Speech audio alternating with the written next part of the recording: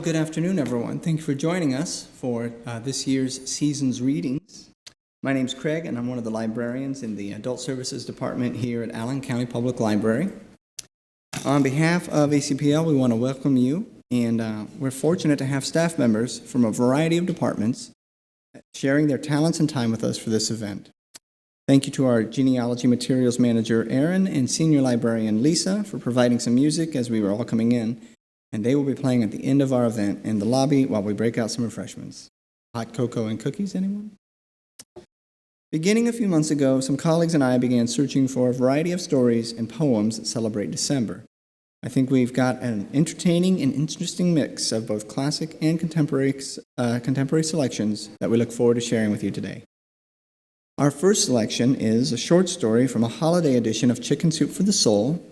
It's actually out there, available for checkout if you really love it. The author, Leslie Lagerstrom, writes from Minnesota about a Christmas Eve dinner that did not exactly go as planned. Her story, The Pie Incident of 2005, will be read by Anna from the Adult Services Department. At 4:30 p.m. on December 24th, 2005, it was already pitch black outside. From the window, I saw her walking up the driveway. I couldn't make out her face in the dark, but I knew it was her because she had already activated her battery-operated, blinking holiday light necklace. And, as if it wasn't enough for her grand entrance, she donned a second necklace made of sleigh bells that jingled loudly with every step she took. My mom, Carol, had arrived. When she took off her coat, the grandchildren giggled with delight to see her trademark red velvet vest featuring a glitter-outlined Santa and reindeer. Standing in front of her fans, she showed off a bag full of presents in one hand, and in the other, a box from a local bakery that contained her dessert assignment, pecan pie. Carol had been a connoisseur of all things sweet since childhood. In fact, finding the perfect sweet for any special occasion was her superpower. With no room in my refrigerator, I instructed her to put the pie in the garage. One of the few good things about Minnesota winters are the free refrigerator that the outdoors, or uninsulated garage in this case, provides. The evening went on as planned, marked by lots of laughter. After finishing dinner, we waited the customary 5 minutes to let our stomachs settle and then told Carol we were ready for dessert. She was on. That was her part of the show, and she loved it. She retrieved the pie from the garage and marched in, humming Joy to the World, as she proudly placed the box in the center of the table. Oohs and ahs ensued, but from my vantage point, I could see something was wrong. A semicircular hole on the side of the box. It looked like one of those mouse holes in an old Tom and Jerry cartoon. As she opened the box to reveal the dessert, Carol was so pleased that she didn't notice the mouse sitting comfortably in the middle of the pie, using his little paws to hold his own piece. Realizing she was oblivious to our extra guest, I shouted the only word of warning I could think of, "Mouse!" It took everyone a few seconds to comprehend what I was trying to communicate, and then there was a collective shriek, followed by aunts, uncles, cousins, and grandparents from the ages of 8 to 80 running from the room, leaving chairs tipped over in their wake. Swooping in to save the day, my husband slammed the pie box shut and walked out into the backyard. When he returned without the pie, the real trouble began. "Where is the pie?" my mom demanded. My husband calmly explained that he had left the box and its contents outside. It was clear to him and every guest, except for my mom, that there would be no pie for dessert this year. But Carol continued, "What about the pie? Why did you leave it outside? Can't we just cut around the part where the mouse was sitting?" Utterly speechless, my husband looked at me for help. Mom, no, that's disgusting. We don't know how much of the pie the mouse actually touched, and we could all get sick, I explained, wondering why I even had to explain this to her. Relentless, Carol looked at us and said, "But I paid $18.95 for that pie." Feeling sorry for her Nana, the youngest grandchild chimed in, "I want pie too." Sobbing, another youngster pleaded, "But what about the mouse? He will die out there in the cold. We have to let him back in." Regaining his ability to reason, my husband looked at the out-of-control crowd and addressed their concerns one by one. "I bet we have some Christmas cookies that will suffice for dessert tonight," he said to the youngest child. Then he gently explained to the young animal lover, "Honey, the mouse is plenty warm from eating all that pie. I'm sure before tomorrow he will figure out how to get back in our garage, the way he did the first time, and bring lots of his friends." Then his attention turned to my mom, but he could tell by the look on her face that she wasn't having any of it. Motivated by her sweet tooth and believing the amount she paid canceled out any disease the mouse might spread, she once firmly explained, "I paid $18.95 for that pie." At one point, regrettably, I lost my temper. "For goodness sake, Mom, we are not eating that pie. I will give you $18.95 if it means that much to you."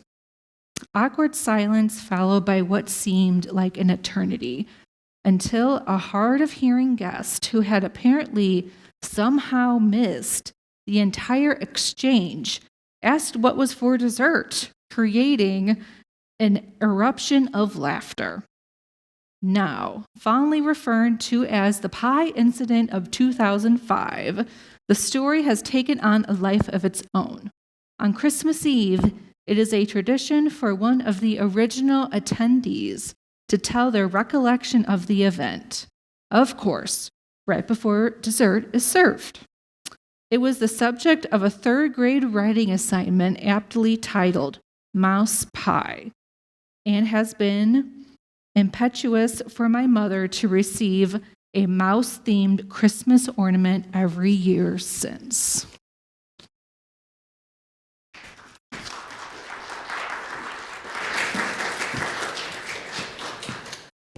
Thank you, Anna. Our next reading is from L. Frank Baum's The Life and Adventures of Santa Claus. Chris, our marketing manager, has a selection he would like to share, and we hope that you will take the opportunity to check out the whole book this holiday season from our children's department.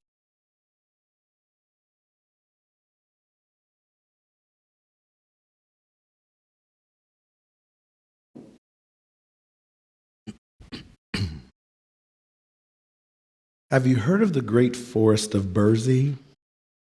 Nurse used to sing of it when I was a child. She sang of the big tree trunks standing close together with their roots intertwining below the earth and their branches intertwining above it. She talked of their rough coating of bark and queer, gnarled limbs, of the bushy foliage that roofed the entire forest, save where the sunbeams found a path through which to touch the ground in little spots and to cast weird and curious shadows over the mosses and the drifts of dried leaves. The forest of Burzee is mighty and grand and awesome to those who steal beneath its shade. Coming from the sunlit meadows into its mazes, it seems at first gloomy, then pleasant, and afterward filled with never-ending delights. For hundreds of years, it has flourished in all its magnificence, the silence of its enclosure unbroken, save by the chirp of busy chipmunks, the growl of wild beasts, and the songs of birds. Yet Burzee has its inhabitants for all this. Nature peopled in it the beginning with fairies, knooks, ryls, and nymphs. As long as the forest stands, it will be a home, a refuge, and a playground to these sweet immortals who revel undisturbed in its depths. Civilization has never yet reached Bursey. Will it ever, I wonder?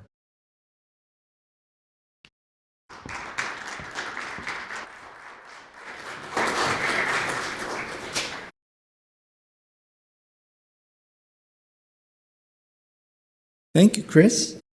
Next up is Meg, one of our senior librarians in adult services, who has selected a pair of poems from the Pulitzer Prize-winning poet Mary Oliver. The first poem, Starlings in Winter, captures the breathtaking phenomenon of a starling murmuration, a cloud of birds shifting simultaneously in the sky. Far more than a simple nature poem, Oliver uses this moment of natural wonder as a powerful metaphor for overcoming grief. The synchronized, effortless flight of the starlings in the harsh winter light inspires the speaker to desire a life that is improbable, beautiful, and afraid of nothing, finding hope and vitality in nature. The second poem, Christmas Poem, offers a tender, contemplative meditation on the quiet miracles of the natural world during the winter season. In her signature style, simple, attentive, and spiritually attuned, Oliver reflects on the small, humbling presences that point toward wonder and renewal. Rather than focusing on traditional holiday imagery, the poem invites readers to find meaning in stillness, compassion, and the persistent grace woven through everyday life. It's a gentle reminder that the essence of Christmas can be found in moments of clarity, generosity, and connection with the world around us. Chunky and noisy, but with stars in their black feathers, they spring from the telephone wire, and instantly they are acrobats in the freezing wind. And now in the theater of air, they swing over buildings, dipping and rising. They float like one stippled star that opens, becomes for a moment fragmented, then closes again. And you watch and you try, but you simply can't imagine how they do it. With no articulated instruction, no pause, only the silent confirmation that they are this notable thing. This wheel of many parts that can rise and spin over and over again, full of gorgeous life. Ah, world, what lessons you prepare for us, even in the leafless winter, even in the ashy city. I am thinking now of grief and of getting past it. I feel my boots trying to leave the ground. I feel my heart pumping hard. I want to think again of dangerous and noble things. I want to be light and frolicsome. I want to be improbable, beautiful, and afraid of nothing, as though I had wings. Christmas Poem. Says a country legend told every year, go to the barn on Christmas Eve and see what the creatures do as that long night tips over. Down on their knees they will go, the fire of an old memory whistling through their minds. I went, wrapped to my eyes against the cold. I creaked back the barn door and peered in. From town the church bells spilled their midnight music, and the beasts listened, yet they lay in their stalls like stone. Oh, the heretics, not to remember Bethlehem, or the star as bright as the sun, or the child born on a bed of straw, to know only of the dissolving now. Still they drowsed on, citizens of the pure, the physical world. They loomed in the dark, powerful of body, peaceful of mind, innocent of history. Brothers, I whispered, it is Christmas, and you are no heretics, but a miracle. Immaculate still as when you were thundered forth on the morning of creation. As for Bethlehem, that blazing star still sailed the dark, but only looked for me. Caught in its light, listening again to its story, I curled against some sleepy beast, who nuzzled my hair as though I were a child and warmed me the best it could all night.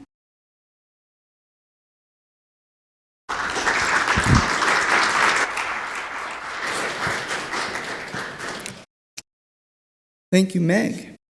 And I was looking at Mary Oliver books, and I didn't realize how prolific she was. We have several, but there are more out there, and each one has like 40 poems in it. So be sure to look her up. And now Melissa, our Assistant Children's Services Manager, is going to share the book Extra Yarn, written by Mac Barnett and illustrated by John Clausen. In this cozy wintertime story, a girl named Annabelle finds a box of beautiful, colorful yarn. As she knits her way through her town, something magical begins to happen.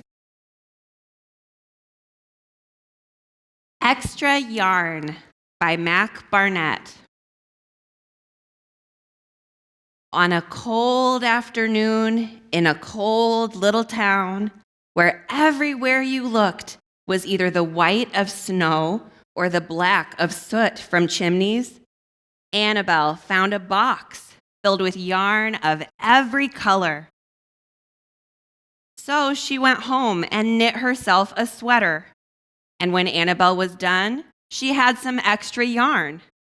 So she knit a sweater for Mars, too. But there was still extra yarn. And when Annabelle and Mars went for a walk, Nate pointed and laughed and said, "You two look ridiculous." "You're just jealous," said Annabelle. "No, I'm not," said Nate. But it turned out he was. And even after she'd made a sweater for Nate and his dog, and for herself, and for Mars, she still had extra yarn. At school, Annabelle's classmates could not stop talking about her sweater. "Quiet," shouted Mr. Norman. "Quiet, everyone. Annabelle, that sweater of yours is a terrible distraction. I cannot teach with everyone turning around to look at you." "Then I'll knit one for everyone," Annabelle said, "so they won't have to turn around." "Impossible," said Mr. Norman. "You can't." But it turned out she could, and she did, even for Mr. Norman. And when she was done, Annabelle still had extra yarn. So she knit sweaters for her mom and dad, and for Mr. Pendleton and Mrs. Pendleton, and for Dr. Palmer, and for little Louis. She made sweaters for everyone, except Mr. Crabtree, who never wore sweaters or even long pants, and who would stand in his shorts with the snow up to his knees. "No sweater for me, thanks," said Mr. Crabtree. So she made Mr. Crabtree a hat. And even then, Annabelle still had extra yarn. She made sweaters for all the dogs and all the cats and for other animals, too. Soon, people thought, soon Annabelle will run out of yarn. But it turned out she didn't. So Annabelle made sweaters for things that didn't even wear sweaters. Things began to change in that little town. News spread of this remarkable girl who never ran out of yarn, and people came to visit from around the world to see all the sweaters and to shake Annabelle's hand. One day, an archduke, who was very fond of clothes, sailed across the sea and demanded to see Annabelle. "Little girl," said the Archduke, "I would like to buy that miraculous box of yarn, and I am willing to offer you $1 million. "No, thank you," said Annabelle, who was knitting a sweater for a pickup truck. The Archduke's mustache twitched. $2 million, he said.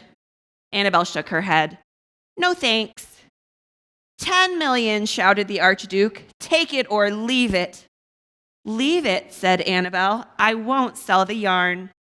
And she didn't. So that night, the Archduke hired 3 robbers to break into Annabelle's house, and they stole the box and took it to the Archduke, who set off across the snow and sailed over the sea back to his castle. The Archduke put on his favorite song and sat in his best chair. Then he took out the box and he lifted its lid and he looked inside. The box was empty. His mustache quivered, it shivered, it trembled. The Archduke hurled the box out the window and shouted, "Little girl, I curse you with my family's curse. You will never be happy again." But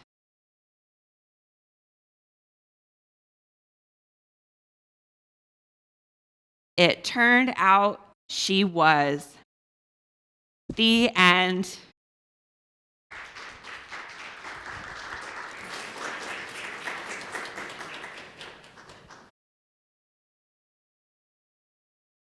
Thank you, Melissa. Got to watch out for those archdukes. Next, we have Diana, ACPL's Employee Experience Coordinator, with an excerpt from Anne of Windy Poplars. In this passage, Anne takes home for Christmas fellow teacher Catherine, who learns that Green Gables truly is the beautiful, magical place that Anne always described. Sunday and Monday were full of gay doings at Green Gables. The plum pudding was concocted and the Christmas tree brought home. Catherine and Anne and Davy and Dora went to the woods for it, a beautiful little fir to whose cutting down Anne was only reconciled by the fact that it was in a little clearing of Mr. Harrison's, which was going to be stumped and plowed in the spring anyhow. They wandered about, gathering creeping spruce and ground pine for wreaths, even some ferns that kept green in a certain hollow of the woods all winter, until day smiled back at night over white-bosomed hills, and they came back to Green Gables in triumph, to meet a tall young man with hazel eyes and the beginnings of a mustache, which made him look so much older and maturer that Anne had one awful moment of wondering if it were really Gilbert or a stranger. Catherine, with a little smile that tried to be sarcastic but couldn't quite succeed, left them in the parlor and played games with the twins in the kitchen all evening. To her amazement, she found she was enjoying it. And what fun it was to go down to the cellar with Davy and find there were really such things as sweet apples still left in the world. Catherine had never been in a country cellar before and had no idea what a delightful, spooky, shadowy place it could be by candlelight. Life already seemed warmer. For the first time, it came home to Catherine that life might be beautiful, even for her. Davy made enough noise to wake the 7 sleepers at an unearthly hour Christmas morning, ringing an old cowbell up and down the stairs. Marilla was horrified at his doing such a thing when there was a guest in the house, but Catherine came down laughing. Somehow, an odd camaraderie had sprung up between her and Davy. She told Anne candidly that she had no use for the impeccable Dora, but that Davy was somehow tarred with her own brush. They opened the parlor and distributed the gifts before breakfast because the twins, even Dora, couldn't have eaten anything if they hadn't. Catherine, who had not expected anything except perhaps a duty gift from Anne, found herself getting presents from everyone. A gay crocheted afghan from Mrs. Lynde, a sachet of orris root from Dora, a paper knife from Davy, a basket full of tiny jars of jam and jelly from Marilla, even a little bronze Chessy cat for a paperweight from Gilbert. And, tied under the tree, curled up on a bit of warm and woolly blanket, a dear little brown-eyed puppy with alert silken ears and ingratiating tail. A card tied to his neck bore the legend, "From Anne, who dares, after all, to wish you a Merry Christmas." To Catherine, it seemed a purple and crimson and golden Christmas, and the week that followed was just as beautiful. Catherine had often wondered bitterly just what it would be like to be happy, and now she had found out.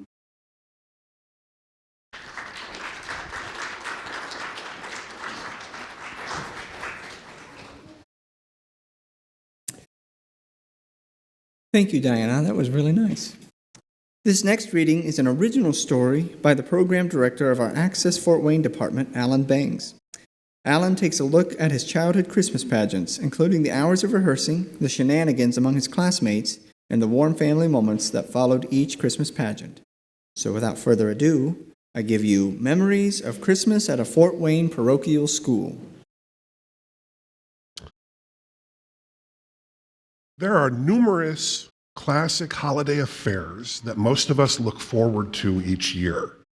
Let us start with the yearly custom of decorating our homes, and then move on to the hustle and bustle of shopping as Christmas music fills the air via tinny-sounding speakers up in the ceiling of the store you're in.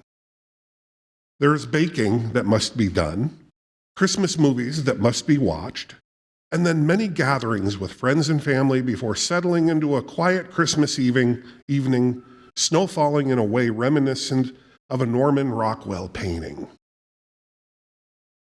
Part and parcel of each of these events are a collection of memories going back all of our years. In my case, it's 55. Looking back to all of these memories from my childhood, the bellwether of the arrival of the holiday season may have been the start of rehearsals for the yearly Christmas pageant.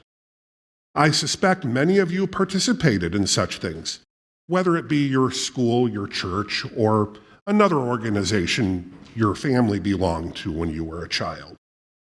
For me, it was the annual Christmas Eve children's service at St. Peter's Lutheran Church and School right here in Fort Wayne, Indiana.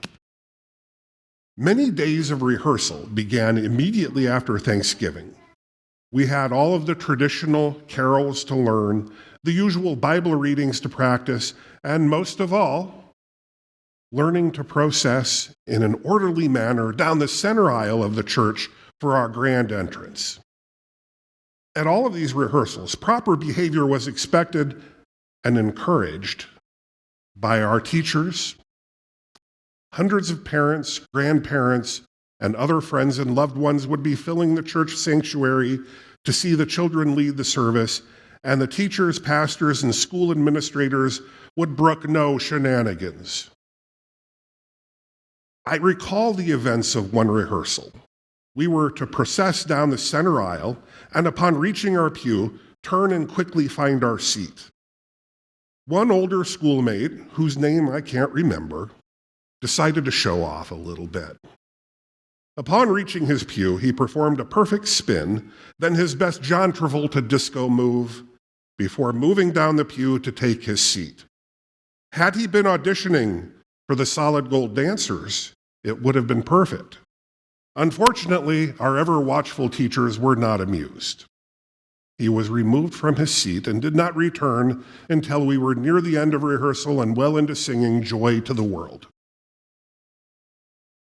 By the way, if you remember the Solid Gold Dancers, you've probably already received a Christmas card from the AARP. It wasn't long before classroom Christmas parties would arrive, and we would all be out of school for a 2-week vacation. Of course, we still had that obligation to return to school for the big day, our Christmas Eve service. For my family, we would always begin the evening with an early Christmas Eve dinner at my grandparents'. Following a hearty meal, my brother, my cousins, and I would change into our Sunday best and wait patiently to be taken to church. My grandparents would alternate each year, either attending our program or going with my aunt and uncle and cousins for their service at Zion Lutheran, also here in Fort Wayne. Once at church, I distinctly remember gathering in the church basement to wait our turn to process into church. It often seemed as though my class would find itself waiting in one of the stairwells to go up. In my stairwell, you would find all of the boys from my class. The girls would be waiting in the other stairwell, and then this allowed for an orderly boy-girl procession into the church. While waiting in the stairwell, we were often admonished to keep our voices down, as pre-service music was already beginning. Still, we managed to tease each other about the fancy duds we were all dressed in. Corduroy pants always seemed to garner the most laughs, though some of us did swear by the classic good looks our sweet corduroys afforded us. Other topics of conversation included our hopes for what would be found under the Christmas tree the next morning, along with the Purdue-Indiana basketball rivalry. At least twice over those years, I remember being called upon to be one of the readers for the service. While I enjoyed the challenge of reading a portion of the Christmas story from the book of Luke, it was also a potentially vulnerable moment. For a 12-year-old, going to the lectern to read in front of 200 schoolmates and 500 parents is, of course, terrifying. Looking down at my classmates in their pews, it was readily apparent that they smelled blood. Like wolves on the hunt, they circled, hoping that I would fail, so they could mercilessly tease me upon our return to school in a couple of weeks. I began my reading from the second chapter of Luke. In those days, Caesar Augustus issued a decree that a census should be taken of the entire Roman world. This was the first census that took place while Quirinius was governor of Syria. Perhaps a slight faux pas as I badly mispronounced Quirinius, but all was not lost. I continued. And everyone went to their own town to register. So Joseph also went up from the town of Nazareth in Galilee to Judea, to Bethlehem, the town of David, because he belonged to the house and lineage of David. Yes, a strong finish, or at least one that would prompt no particular notice from my classmates. Perhaps my secret weapon was being inspired by Linus delivering his monologue in the Peanuts Christmas special, which I had, of course, viewed just a few days before. As the last carols were sung, and I, my brother, and all of my schoolmates recessed out of the church to wait in the basement for our parents, I felt relief. Now my Christmas vacation could truly begin. We left church and returned to our grandparents' home as we did each year. There we would indulge in mammoth trays of Christmas cookies while opening the gifts given by our generous grandparents. The cookies were all the more sweeter, and the gifts were all the more exciting because of the hard work put into the Christmas service. Even as a child, I knew I had made a contribution to important yearly traditions, and that felt just right to me. Most of all, this pleased my grandparents immensely, and I would like to think that they are with me even now as I recount these tales to all of you. I would sleep well those nights, dreaming of the Roman governor Quirinius wearing corduroy pants and disco dancing. There would be even more family traditions that would begin again when I woke up the next day, Christmas morning.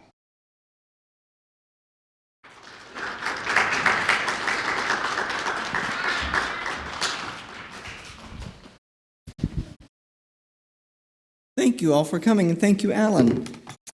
I hope you enjoyed the readings, and special thanks to all the staff members who graciously offered to share their talents and time with us today. Now, if you'd like to join us once more in the lobby, there are cookies and hot cocoa available, and if you'd like a blue ACPL mug, you can take that with you. It has a candy cane in it. If you really liked a specific piece that was shared, we do have some of them available for checkout at the table in the lobby. And last but not least, we have a bit more special music for you to enjoy. Happy December.